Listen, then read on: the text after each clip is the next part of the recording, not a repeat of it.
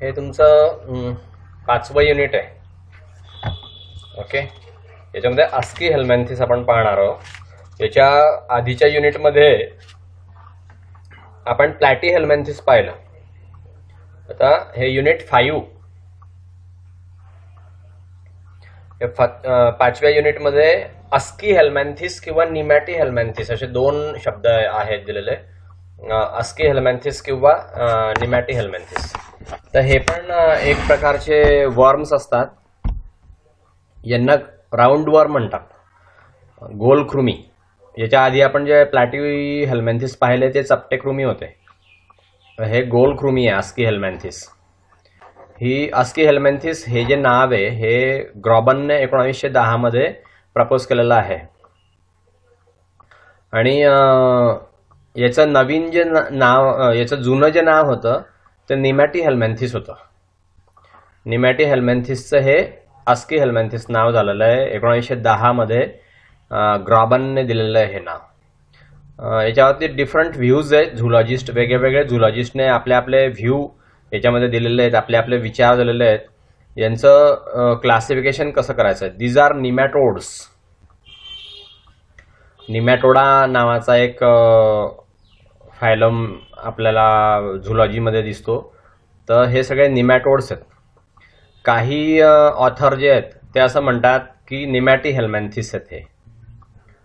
Okay, separate phylum त्यांनी म्हणून याला दिला होता. तर निमॅटी हेल्मॅन्थिस हा सेपरेट फायलम काही लोक म्हणतात, तर काही लोक आस्की हेल्मॅन्थिस असं म्हणतात. याच्यामध्ये अकॅन्थोसेफॅला आणि निमॅटोमार्फा हे याच्यामध्ये इन्क्लूड होत नाही. वेगळे धरले जातात ते ॲनिमल्स. सो आत्ताच्या काळामध्ये नवीन अभ्यास झाल्यामुळे निमॅटोड्स यांचा वेगळा ग्रुप बनवला आहे. हे आस्की हेल्मॅन्थिस वेगळे केलेले आहेत, निमॅटी हेल्मॅन्थिस वेगळे केलेले आहेत आणि निमॅटोड्सचा वेगळा ग्रुप बनवला आहे. दॅट इज क्लास निमॅटोडा आणि फायलम आस्की हेल्मॅन्थिस असं आता सध्याच्या स्टडीनुसार ठरवलेलं आहे. तर याचे आपण जनरल कॅरेक्टर्स पाहूया. जनरल कॅरेक्टर्समध्ये मी तुम्हाला पहिल्यांदा सांगितलं की बुवा यांना गोल कृमी म्हणतात, राऊंड वर्म्स आहेत. हे त्यांचं पहिलं कॅरेक्टर झालं. राऊंड वर्म्स हे इलॉंगेटेड असतात, सिलेंड्रिकल असतात, वर्मी फॉर्म बॉडी आहे यांची. आणि यांची जी बॉडी आहे ती दोन्ही साईडला निमुळती असते. त्याला म्हणतात टेपरिंग ॲट बोथ एंड्स किंवा बोट शेप. बोट कशी असते, दोन्ही बाजूला निमुळती होत गेलेली असते, तसं यांचं आहे, दोन्ही बाजूला निमुळती बॉडी असते. ट्रिप्लोब्लास्टिक ॲनिमल आहे, म्हणजे एंडोडर्म, मेझोडर्म आणि एक्टोडर्म अशा तिघही डर्म यांच्यामध्ये दिसतात. जर्म लेयर्स म्हणजे ज्या गर्भामध्ये असतात त्या. सो ट्रिप्लोब्लास्टिक ॲनिमल आहे आणि बायलॅटरली सिमेट्रिकल बॉडी असते यांची. म्हणजे जर समजा सेंटरला एक ॲक्सिस पास केला तर दोन तुकडे जे पडतात तर ते दोन विभाग एकमेकांच्या मिरर इमेजेस असतात. That is the definition of bilaterally symmetry. Okay, body यांची अनसेगमेंटेड असते, means not divided in parts. Body अशी त्याच्यामध्ये डिव्हिजन दिसत नाही किंवा डिस्टिंग्विश असे रिजन असे दिसत नाही याच्यामध्ये. बॉडी कलर व्हाईट असतो आणि येलोइश टिंज असते त्याच्यावरती. पिगमेंट नसल्यामुळे फक्त येलोइश टिंज दिसते फक्त. बॉडी पूर्णपणे व्हाईट असते.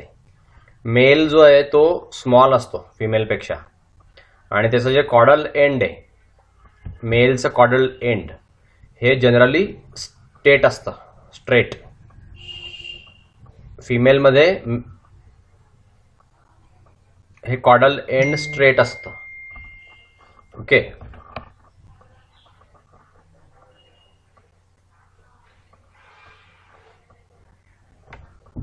सो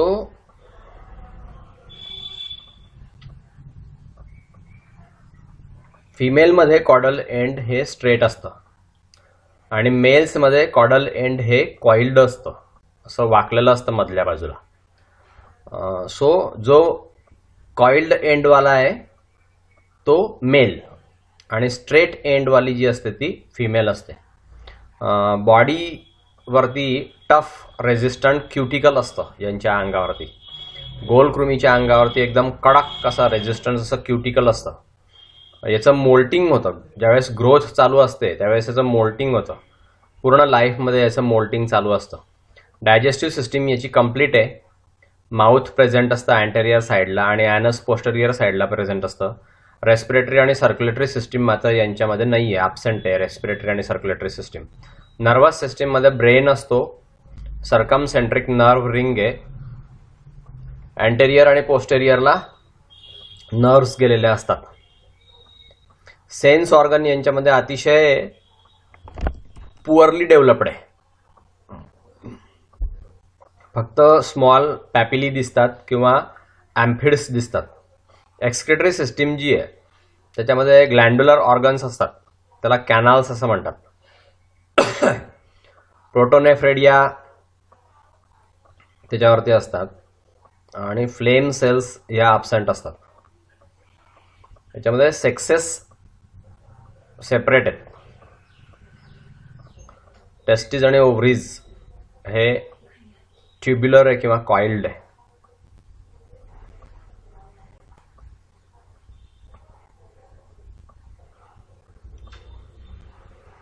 ओव्होव्हिव्हिपॅरस ॲनिमल्स आहेत हे. ओव्होव्हिव्हिपॅरस म्हणजे काही अंडे देतात आणि काही बच्चांना जन्म देतात किंवा अंड्यामध्ये पिलू असतो, त्याला ओव्होव्हिव्हिपॅरस असं म्हणतात. ओव्हिपॅरस आणि व्हिव्हिपॅरस. ओव्हिपॅरस ॲनिमल म्हणजे अंडे देणारे ॲनिमल्स आणि व्हिव्हिपॅरस म्हणजे बच्चांना जन्म देणारे ॲनिमल्स. याचं लाईफ सायकल कॉम्प्लिकेटेड आहे. इंटरमिजिएट होस्ट शिवाय किंवा इंटरमिजिएट होस्ट असतो त्यांना काहीमध्ये. याच्या 4 लार्वल स्टेजेस आहे लाईफ हिस्ट्रीमध्ये. तिसरी लार्वल स्टेज याची इन्फेक्टिव्ह असते. नाव अस्की हेल्मेंथिसचं क्लासिफिकेशन. प्रेझेन्स आणि अब्सेन्स ऑफ फाजमिडवरती याचं क्लासिफिकेशन केलेलं आहे. चिटवूड नावाचा सायंटिस्ट होता 1933 मध्ये, 1933 मध्ये. त्याने निमॅटोड्स हे क्लासिफाय केले 2 क्लासेसमध्ये, अफास्मिडिया आणि फास्मिडिया. त्यातला पहिला क्लास आपण पाहू, फास्मिडिया. हे फास्मिड्स जे आहेत किंवा कॉडल सेन्सरी ऑर्गन्स याच्यामध्ये अब्सेंट असतात. पुअरली डेव्हलप्ड एक्सक्रिटरी सिस्टीम किंवा एक्सक्रिटरी सिस्टीम अब्सेंटच असते यांच्यामध्ये. मेसेंटेरियल टिश्यू याच्यामध्ये खूप चांगले डेव्हलप झालेले असतात आणि चिकटणाऱ्या ग्रंथी अधेसिव्ह ग्लँड्स कॉडल साईडला म्हणजे मागच्या बाजूला ह्या प्रेझेंट असतात. ॲम्फिड्स किंवा अँटेरियर सेन्स ऑर्गन्स जे हे व्हेरियस टाईप्सचे दिसून येतात. काही पोअर लाईक असतात म्हणजे ते छिद्रासारखे असतात. याची कॅटेगरी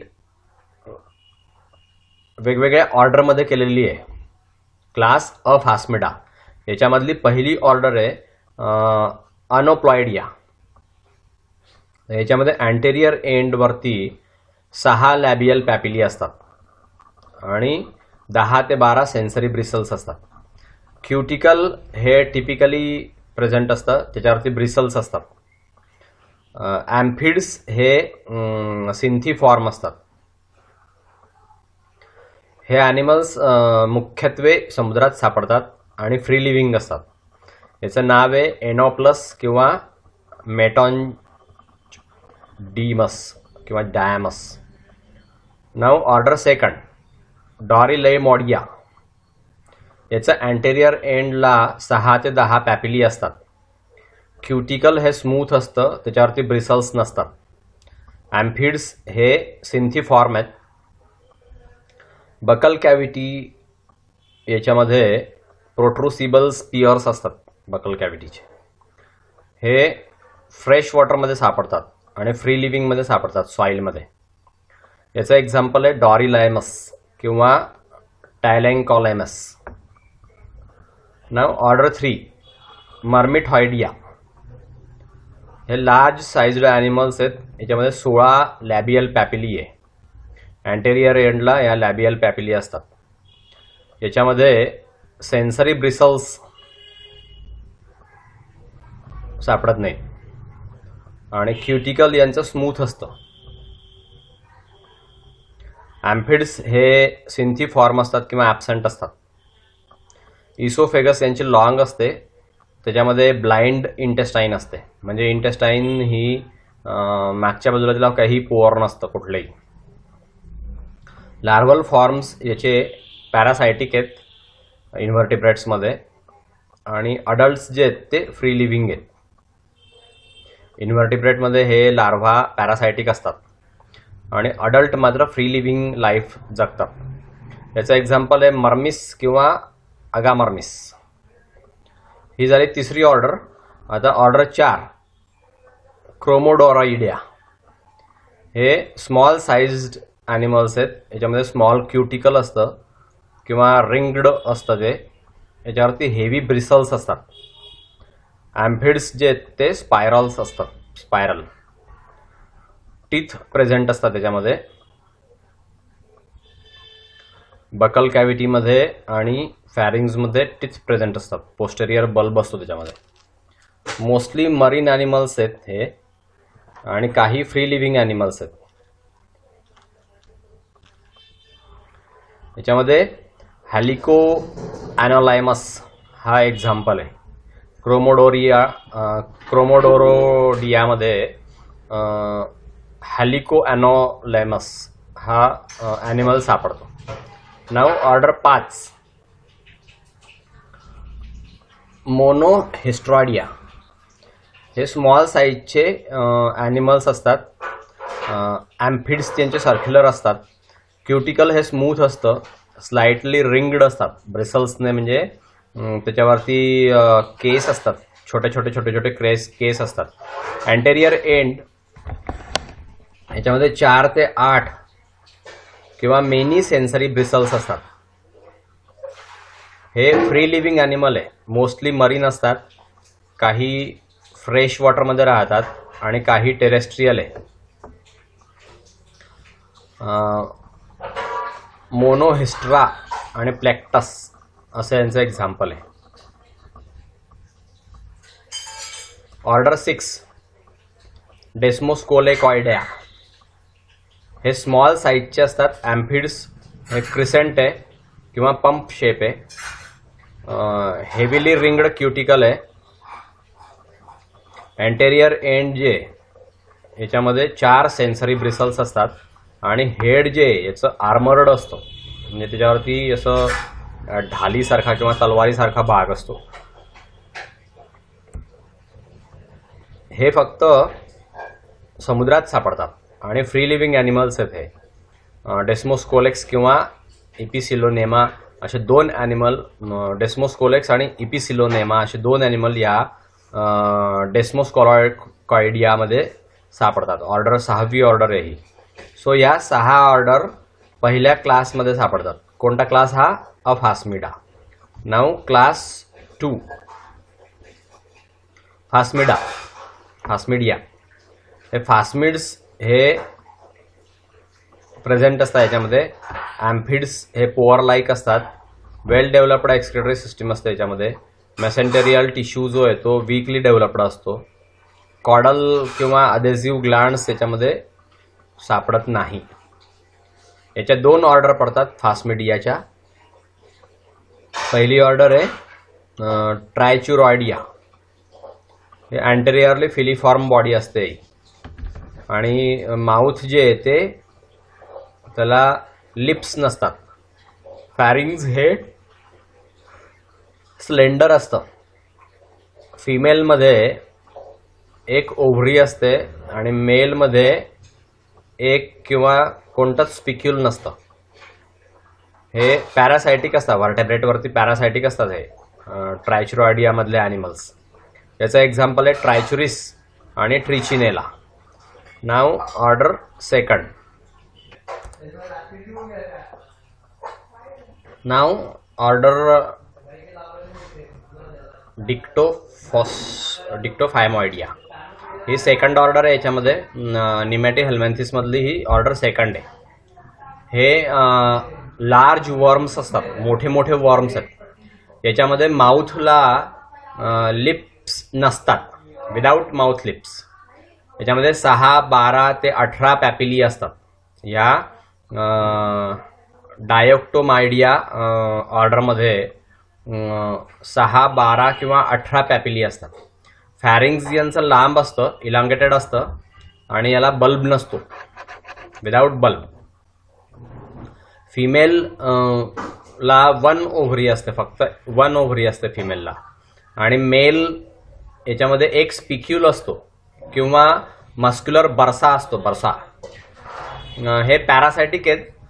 मॅमल्सवरती किंवा बर्ड्सवरती पॅरासाइट म्हणून सापडतं हे ॲनिमल.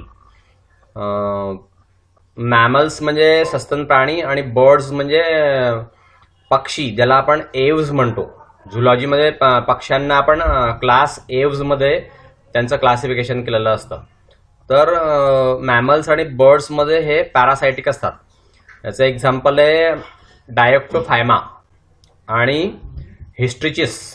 हे 2 ॲनिमल्स डायोक्टोफायमोडिया या ऑर्डरमध्ये सापडतात. नाव ऑर्डर 3 रॅब्डिटॉइडिया. या रॅब्डिटॉइडियामध्ये स्मॉल किंवा मॉडरेट साईजचे वर्म्स असतात.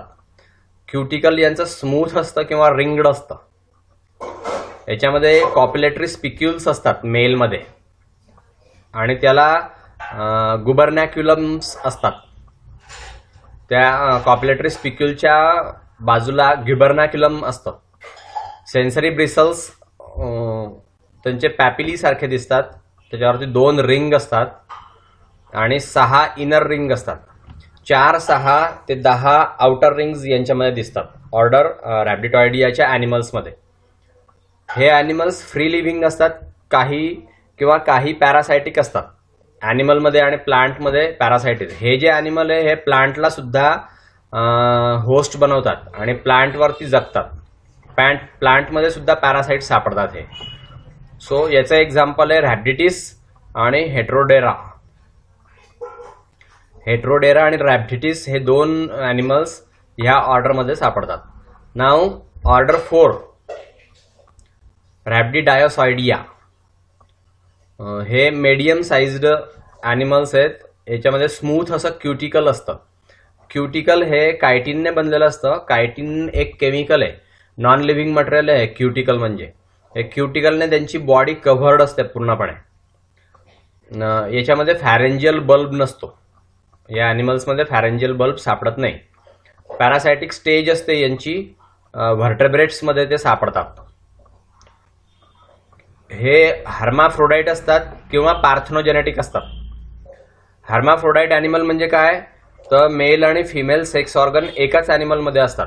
अशा ॲनिमलला हर्माफ्रोडाईट असं म्हणतात.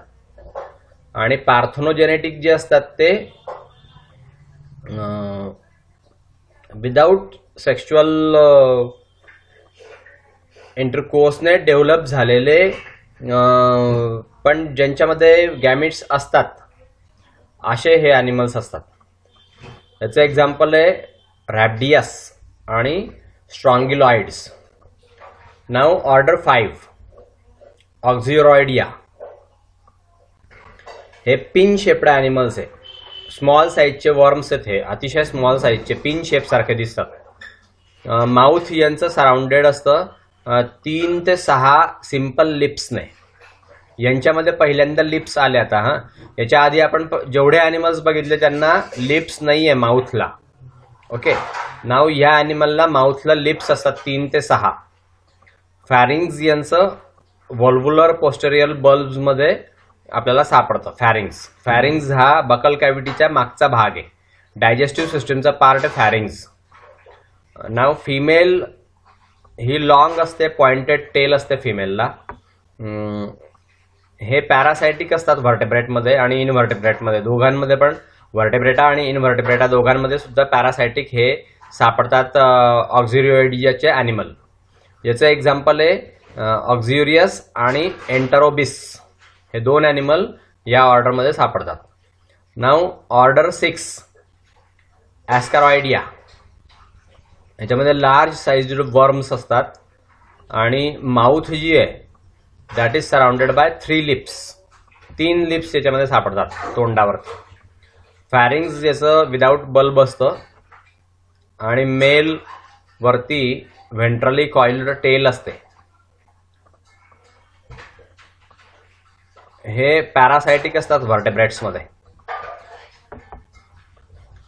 याचं एक्झाम्पल आहे ॲस्कॅरिस आणि ॲस्कॅरिडिया. हा ॲस्कॅरिस फार प्रसिद्ध असा राऊंड वर्म आहे. ॲस्कॅरिस लिम्ब्रिकॉइडिसचं ह्युमन बिईंगला हेविली इन्फेक्शन होतं आणि तो ॲस्कॅरिस लिम्ब्रिकॉइड्स मुळे ॲस्कॅरियासिस नावाचा रोग होतो माणसांमध्ये. तो हा ॲस्कॅरिस जो आहे हा ॲस्कॅरिस ॲस्कॅरॉइडियामध्ये सापडतो, निमॅटीहेल्मिंथिस. Now order 7. ऑर्डर 7 मध्ये स्ट्रॉन्गिलॉइडिया हे या ऑर्डरचं नाव आहे. याच्यामध्ये माउथला लिप्स नसतात पण लीफ क्राउन्स प्रेझेंट असतात याच्यामध्ये. वेल डेव्हलप्ड बकल कॅप्स्यूल असते याच्यामध्ये. फॅरेंजियल बल्ब अब्सेंट असतो. मेलला एक्सपांडेड कॉप्युलेटरी बर्सा असतो, फिमेलला ओव्हिचेक्टर असतं. हे व्हर्टेब्रेट्स ॲनिमलमध्ये पॅरासायटिक असतात हे ॲनिमल. याचं एक्झाम्पल आहे नेकॅटॉर आणि अनसायक्लोस्टोमा. नाव ऑर्डर 8 स्पायरुरॉइडिया. याच्या माउथवरती 2 लॅटरल लिप्स असतात.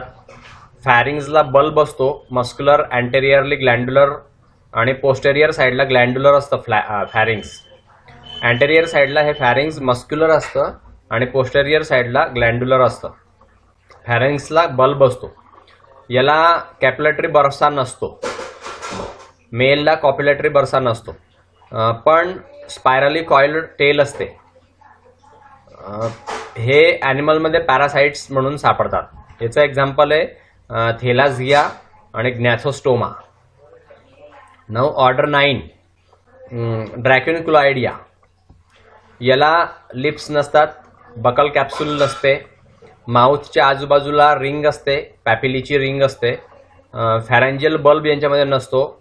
फॅरिंग्स हे अँटेरियर साईडला मस्क्युलर असतं आणि पोस्टेरियर साईडला ग्लँड्युलर असतं. कॉप्युलेटरी बर्सा मेलमध्ये अब्सेन्स असतो. पॅरासायटिक सापडतात हे ॲनिमल. व्हर्टेब्रेट्समध्ये पॅरासाइट म्हणून हे ॲनिमल सापडतात. याचं एक्झाम्पल आहे ड्रॅक्युनिकुलस आणि फिलोमेट्रा. नाव ऑर्डर 10 फिलारिओइडिया. ही 10वी ऑर्डर आहे. हे फिलीफॉर्म आहे किंवा स्लेंडर आहे. दिस वर्म्स आर फिलीफॉर्म किंवा स्लेंडर वर्म्स आहेत. त्याच्यामध्ये लिप्स आणि बकल कॅप्सूल अब्सेंट असते. याच्यावरती 6 लॅबियल पॅपिली सापडतात. फॅरेंजियल बल्ब अब्सेंट असतो. मेल स्मॉल असतो आणि त्यातला टेल कॉइल्ड असते. लार्वल फॉर्म आहेत हे. मायक्रोफ्लॅरी याच्यामध्ये सापडते. ब्लड किंवा स्किनमध्ये डेव्हलप होतात. ब्लड सकिंग इन्सेक्ट आहे हे. पॅरासायटिक सापडतात हे व्हर्टेब्रेट्समध्ये. याचं एक्झाम्पल आहे वुकेरिया. वुकेरिया बँक ऑफ टी. याच्यामुळे हत्तीपाय रोग होतो. फार मोठा पॅरासायटिक वर्म आहे हा वुकेरिया बँक ऑफ टी. आणि दुसरा मायक्रोफ्लारिया लोआ. हे 2 ॲनिमल्स ह्या फिलारॉइडियामध्ये सापडतात. सो इथे आपण निमॅटीहेल्मिंथिस हा फायलम बघितला. त्या निमॅटीहेल्मिंथिसमध्ये जेवढ्या क्लास आणि जेवढे ऑर्डर होते तेवढे पाहिले. या निमॅटीहेल्मिंथिसलाच अस्कीहेल्मिंथिस असं पण नाव दिलेलं आहे. अस्कीहेल्मिंथिस हे नवीन नाव आहे. याच्यामध्ये साधारणपणे गोल कृमी असतात. गोल कृमी हे मेनली सगळे पॅरासायटिक आहेत. नाव life history of Ascaris lumbricoides. Ascaris लुम्ब्रिकॉइड्सची लाईफ हिस्ट्री आता आपण पाहूया. ठीक आहे. So okay. So life history of Ascaris lumbricoides हे आपण आता पाहूया. याच्यामध्ये पहिल्यांदा सिस्टमॅटिक पोझिशन. तर त्यामध्ये किंगडम ॲनिमालिया म्हणजे ॲनिमल आहे. ओके. ॲनिमालिया किंगडमचा हा ॲनिमल आहे.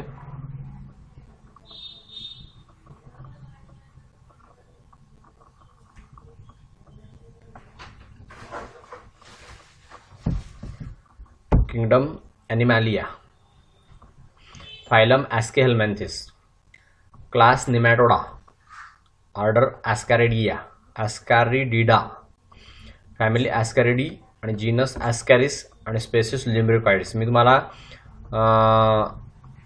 ॲस्कॅरिडिडा हा ऑर्डर शिकवताना मी तुम्हाला हा ॲस्कॅरिस एक्झाम्पल सांगितलं की हा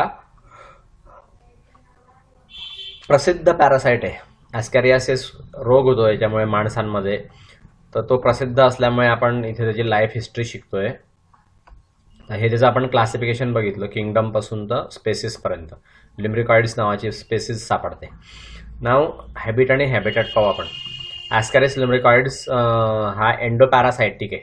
एंडोपॅरासाइट आहे हा. कॉमनली याला राऊंडवर्म असं म्हणतात. हा स्मॉल इंटेस्टाईनमध्ये राहतो. पिग, कॅटल, चिकन आणि मॅन यांच्या स्मॉल इंटेस्टाईनमध्ये राहतो. पिग म्हणजे डुक्कर, कॅटल म्हणजे गाई म्हशी गुरं, चिकन म्हणजे कोंबडी आणि मॅन म्हणजे माणूस. यांच्यामध्ये तो स्मॉल इंटेस्टाईनमध्ये हा ॲस्कॅरिस राहतो.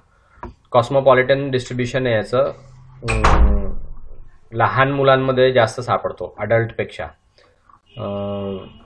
हा इंटेस्टाईनमधून स्टमकमध्ये मायग्रेट करतो काही वेळेस आणि माउथमधून किंवा नाकातून हा बाहेर पडतो. बापरे. माउथमधून किंवा नाकातून हा बाहेर पडतो. 1000 ते 5000 अडल्ट वर्म्स हे एका होस्टमध्ये राहू शकतात. याचं मोड ऑफ न्यूट्रिशन होलोझोइक आहे, म्हणजे तो पूर्णपणे आपल्या होस्टवरती अवलंबून असतो. पार्टली डायजेस्टेड फूडवरती तो आपली गुजराण करतो. फॅरिंग्सच्या सकिंग ॲक्शनमुळे तो अन्न आतमध्ये ओढतो. त्याच्यामध्ये अँटी एन्झाईम्स तयार होतात. ते स्वतःला त्याला प्रोटेक्ट करतात. त्या होस्टचे जे एन्झाईम्स आहे त्याची जी पचनक्रिया आहे ती पचनक्रियेचा याच्यावरती काहीही परिणाम होत नाही.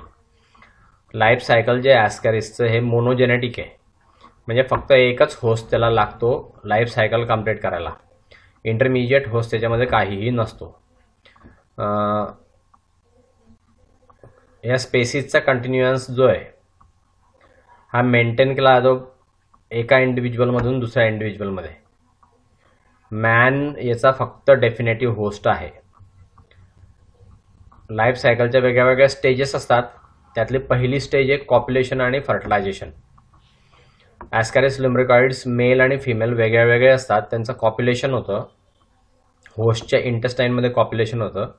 कॉप्युलेशनमध्ये मेल वर्म जो आहे तो अशा रीतीने मूव्ह करतो की त्याचं क्लोएकल ॲपर्चर जे आहे ते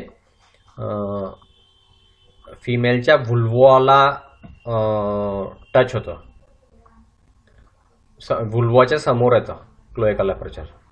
आणि नंतर मेल काय करतो, त्याची पिनियल सीटी जी आहे ती बाहेर फेकतो आणि मग फिमेलची व्हुल्वा ओपन होते.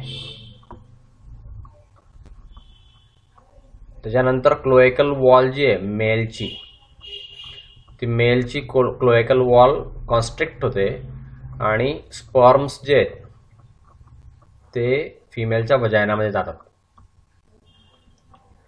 आणि फर्टिलायझेशन होतं. फर्टिलायझ्ड एग्स जे आहेत ते फिमेल मग बाहेर टाकते. स्मॉल इंटेस्टाईनमध्ये ते येतात. होस्टच्या स्मॉल इंटेस्टाईनमध्ये ते एग्ज असतात. ते फिसेसमधून बाहेर पडतात. अनसेगमेंटेड आहेत ते. होस्टमध्ये राहतात. एक फिमेल साधारणपणे 15,000 ते 2 लाख अंडे एका दिवसामध्ये टाकते. एग प्रोडक्शन फार मोठ्या प्रमाणावरती असतं. एक अडल्ट फिमेल ही साधारणपणे 27 मिलियन एग टाकते.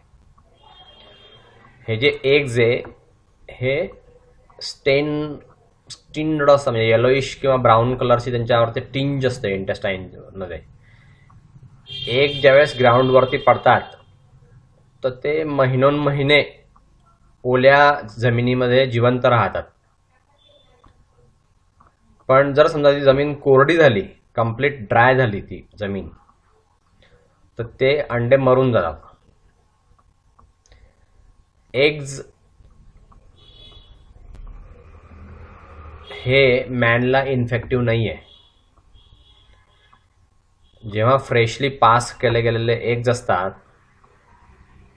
ते मॅनला इन्फेक्शन करू शकत नाही. त्यांना इन्क्युबेशन पिरियड असतो. ह्युमनच्या बॉडीच्या बाहेरच्या बाजूला इन्क्युबेशन पिरियड असतो. तर जमिनीमध्येच त्यांची अर्ली डेव्हलपमेंट होते त्या इन्क्युबेशन पिरियडमध्ये. अर्ली स्टेजेस ज्या आहे एम्ब्रियॉनिक डेव्हलपमेंटच्या, त्याच्यामध्ये क्लीव्हेज होते, सेगमेंटेशन होतं, आणि सॉईलमध्ये त्यांना ऑक्सिजन लागतो, मॉइश्चर लागतं, टेम्परेचर लागतं. ह्युमन बिईंगपेक्षा कमी टेम्परेचर लागतं, मॉइश्चर आणि ऑक्सिजन लागतो. मोस्ट फेवरेबल टेम्परेचर त्यांचं 85 डिग्री फॅरनहाईट आहे. त्याचा पॅटर्न जो आहे क्लिव्हेजचा तो स्पायरल असतो आणि डिटर्मिनेट पॅटर्न असतो. फायनली याचा जो जुव्हेनाईल आहे तो साधारणपणे 10 ते 14 दिवस राहतो सेगमेंटेशनच्या आधी. हा जो जुव्हेनाईल आहे हा ॲलिमेंटरी कॅनलमध्ये राहतो. त्याला नर्व्ह रिंग असते, लॅटरल एक्सक्रिटरी सिस्टीम असते, ॲलिमेंटरी कॅनल पण त्याला असतो. या जुव्हेनाईलला ॲलिमेंटरी कॅनल पण असतो. हा जो जुव्हेनाईल आहे हा रॅब्डिटिस सारखा दिसतो. म्हणजे रॅब्डिटिस नावाचा एक जमिनीमध्ये सापडणारा निमॅटोड आहे, त्याच्यासारखा हा जुव्हेनाईल दिसतो. तर म्हणून याला रॅब्डिफॉर्म लार्व्हा असं नाव दिलेलं आहे. रॅब्डिटेरॉइड असं म्हणतात. ही लार्व्हा मोल्टिंग करते एगच्या आतमध्येच आणि साधारणपणे 7 दिवसामध्ये सेकंड स्टेज जुव्हेनाईल तयार होतो. हा सेकंड स्टेज रॅब्डिटॉइड तयार झाला तर ती होस्टला इन्फेक्शन करू शकते. फेवरेबल कंडिशन ज्यावेळेस त्याला ऑक्सिजन भरपूर प्रमाणात मिळतो, मॉइश्चर, टेम्परेचर मिळतं, तर हे जे ॲस्कॅरिसचे एग्ज आहे ज्यांच्यामध्ये इन्फेक्टिव्ह जुव्हेनाईल असतो तो साधारणपणे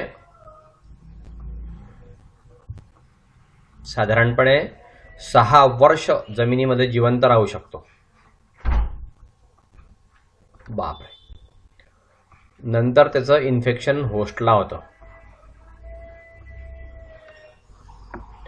मॅनला इन्फेक्शन होतं जेव्हा तो मॅन स्वॉलो करतो इन्फेक्टिव्ह एग्ज राऊंड वर्मचे कंटॅमिनेटेड फूड किंवा वॉटरमध्ये, तर त्याला इन्फेक्शन होतं माणसाला. स्मॉल इंटेस्टाईनमध्ये ते एग ज्यावेळेस जातात होस्टच्या, तर त्याच्यातली एग शेल जी आहे ती होस्टच्या डायजेस्टिव्ह ज्यूसच्या ॲक्शनमुळे शेल डिझॉल्व होऊन जाते आणि इन्फेक्टिव्ह सेकंड स्टेज जुव्हेनाईल जे आहेत ते मोकळे होतात. हे जुव्हेनाईल साधारणपणे 0.2 ते 0.3 mm लांब असतात.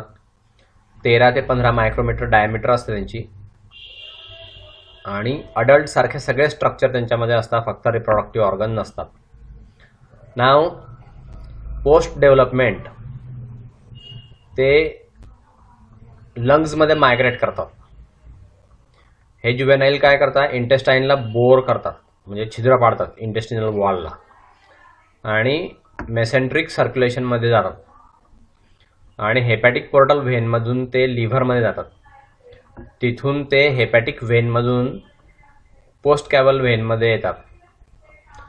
तर हार्टच्या राईट साईडला येतात ते.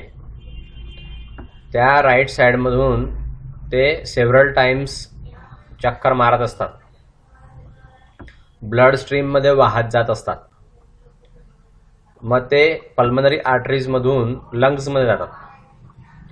लंग्समध्ये जुव्हेनाईल या कॅपिलरीज फोडतात आणि अल्व्हिओलायमध्ये येतात. लंग्सच्या ज्याच्यामध्ये हवा असते त्या अल्व्हिओलायमध्ये येतात. तिथे ते बरेच दिवस राहतात. ते ग्रो होतात आणि त्यांचं मोल्टिंग होतं. 3rd स्टेज लार्वा तयार होते. ती लार्वा परत मोल्टिंग करते आणि 4th स्टेज लार्वामध्ये जाते. अल्व्हिओलायमधून, लंग्सच्या अल्व्हिओलायमधून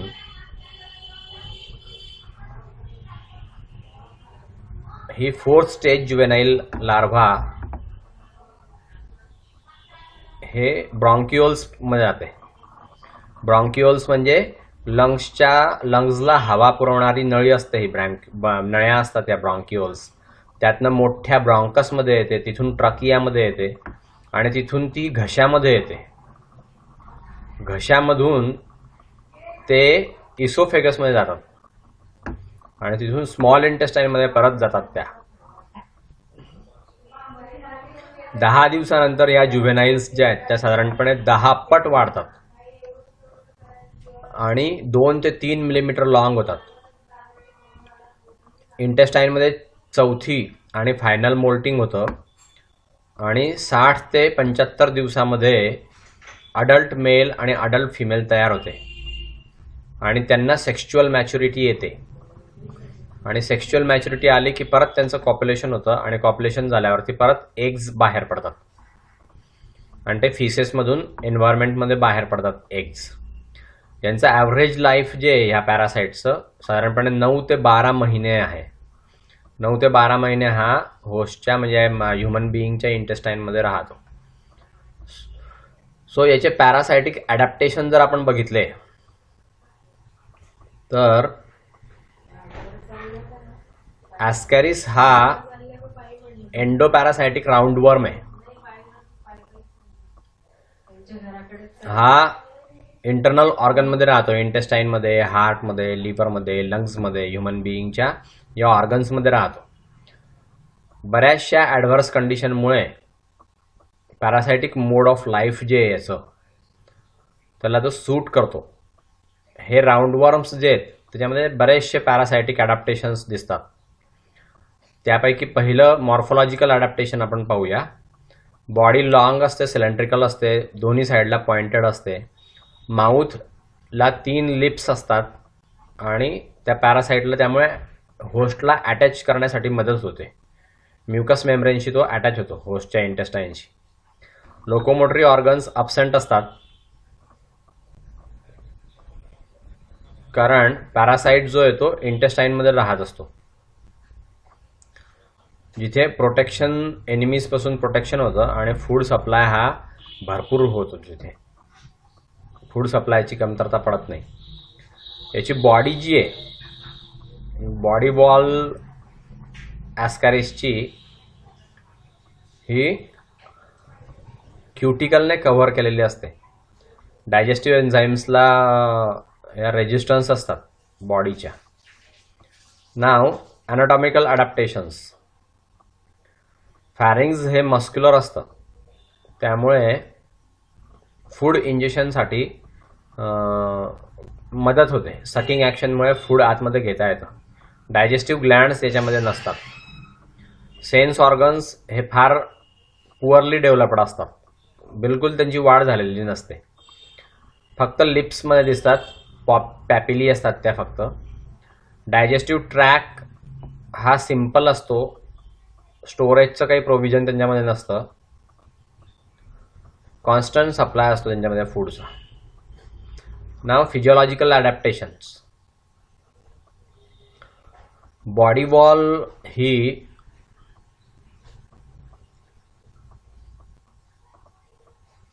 टफ, थिक आणि रेजिस्टन्स क्युटिकलने बनलेली असते. शील्ड याचं जे आहे ते डायजेस्टिव्ह एन्झाईम्सशी एकदम मॅचिंग असतं. या होस्ट अँटीटॉक्सिनला ते तोंड देऊ शकतात. इंजेस्टेड फूड जे या पॅरासाईटचं ते प्री डायजेस्टेड असतं. म्हणजे आधीच माणसाच्या पोटामध्ये त्याचं डायजेशन झालेलं असतं. त्यामुळे ह्या ॲस्कॅरिसमध्ये असे काही इलॅबोरेट डायजेस्टिव्ह ग्लँड नाही आहे. डायजेस्टिव्ह ग्लँड त्यांच्यामध्ये काही प्रेझेंट नसतात. रेस्पिरेशन हे अनॲरोबिक रेस्पिरेशन आहे पूर्णपणे. एक्स्ट्रीमली लो मेटाबॉलिक रेट आहे यांचा. अनॲरोबिक रेस्पिरेशन होतं, त्यामुळे वर्म जो आहे तो होस्टच्या इंटेस्टाईनमध्ये जगतो. तिथे फ्री ऑक्सिजन त्याला अतिशय निग्लिजिबल असतो. रिप्रोडक्टिव्ह सिस्टीम जी आहे ॲस्कॅरिसची ही मात्र चांगली डेव्हलप झालेली आहे. बरेचसे अंडे तो देतो आणि राईट होस्टला बरोबर तो पोचतो.